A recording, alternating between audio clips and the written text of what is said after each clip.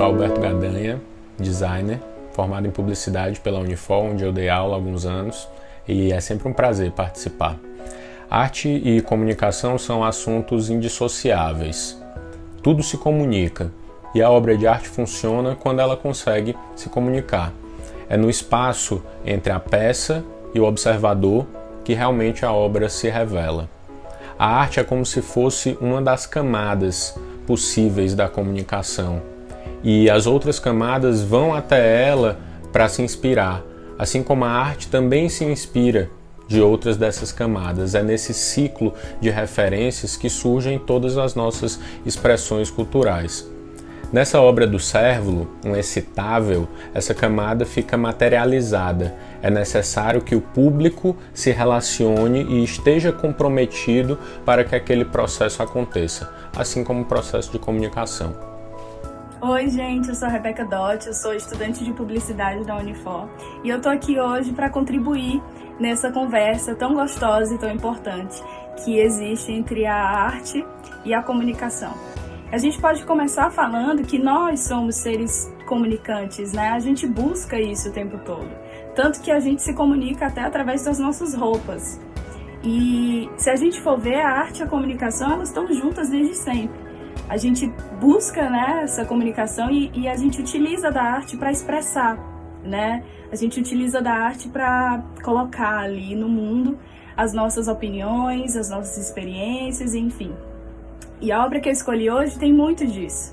Eu escolhi a obra da Tarsila do Amaral, que é a obra Religiosidades Brasileiras, que fala sobre essa multiplicidade, esses diversos universos que existem em cada um de nós, né? São diversos tipos de religião. E aí ela vai conversar com cada uma delas. E ela vai conversar com cada um de nós, porque cada um tem uma interpretação diferente sobre o que é a religiosidade. E é isso. Eu espero que vocês tenham gostado.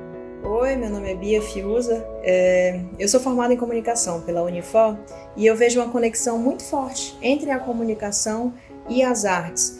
Foi no período da minha formação que eu escolhi a fotografia como um caminho profissional e que eu comecei a atuar com produção e também com produção de eventos nas artes e com produção artística, né? E eu vejo que a minha formação de comunicadora me trouxe muito da vontade de sempre colocar uma mensagem na minha produção, de entender a intenção das coisas, de pensar como transmitir as minhas ideias, e as artes possibilitaram isso de uma forma mais lúdica, né? E com um mecanismo mais potente, né? Na minha visão, de tradução da minha expressão.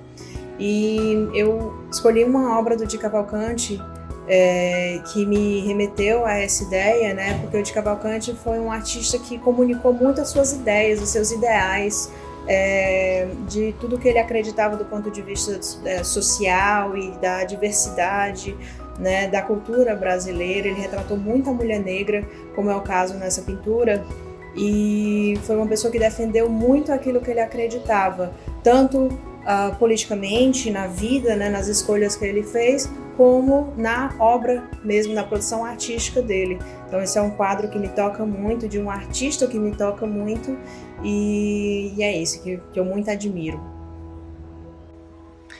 Oi, meu nome é Matheus, eu sou mediador do Espaço Cultural, e eu acho que a arte nunca existiria sem a comunicação, e a comunicação também não conseguiria existir sem a arte. Eu acho que elas andam de mãos dadas.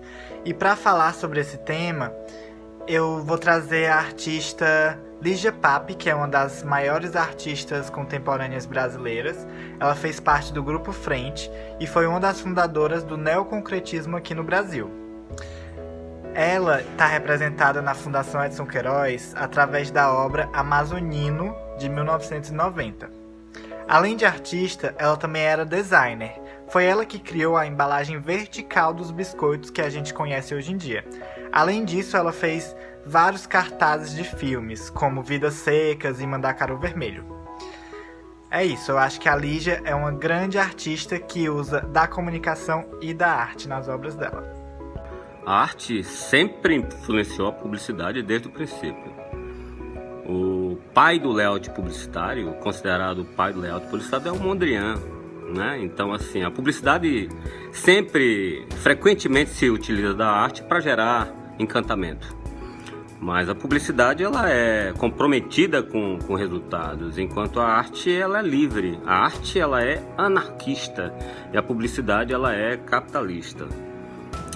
Nesse meu momento minimalista, eu citaria o Manabu MAB, documento de viagem espacial do MAB. Ali a observação se transforma em contemplação. E se a gente colocar uma musiquinha do Kitaro, imediatamente ela se converterá em meditação. Foi um grande prazer dialogar com vocês. Olá, eu me chamo Kadesh Wassab, eu sou artista visual e formado em comunicação pela Unifor. Eles me convidaram para falar um pouco sobre a relação entre arte e comunicação. Desde os tempos antigos, a humanidade faz uso das imagens para se comunicar e, de certa forma, as artes visuais conseguem articular ideias e conceitos sem a necessidade da palavra escrita como explicação. Lá na coleção da Fundação Edson Queiroz, a gente consegue ver o trabalho dos artistas viajantes, que são os responsáveis por apresentar a imagem do Brasil ao velho mundo. Lá a gente vê desde a gravura do século XVI do Théodore Dubreuil até a edição de Viagem Pitoresca ao Brasil, que pertenceu ao próprio Jean-Baptiste Debré. Eu trago como obra de destaque a obra Engenho, de 1661, do pintor holandês Frans Post. Post veio ao Brasil junto a outros artistas e cientistas, como Maurício de Nassau, durante o período de ocupação holandesa no Nordeste. E através da pintura de paisagem, ele apresentou uma imagem do Brasil exótico para a Europa do século XVII. Bom, gente, eu escolhi falar sobre as fotografias do Chico Albuquerque. O acervo da Fundação Edson Queiroz possui algumas dessas fotografias, fotografias do livro Mucuripe, de 1952. Uma viagem que o Chico Albuquerque fez para Fortaleza. Ele já morava em São Paulo na época, ele foi morar em São Paulo em 1945 e lá se tornou um dos pioneiros da fotografia publicitária no Brasil. Retorna para Fortaleza com saudade da sua terra natal. Em 1952 faz essas fotografias. As fotografias posteriormente foram publicadas em um livro chamado Mucuripe. E essas fotos elas representam um diálogo entre a comunicação e a arte, no sentido de que elas representam um sentimento de saudade, ou seja, então o fotógrafo se utilizou da fotografia como um meio de expressão artística, de expressar esse sentimento de saudade. Então eu acho que é assim que funciona a fotografia, a comunicação e a arte.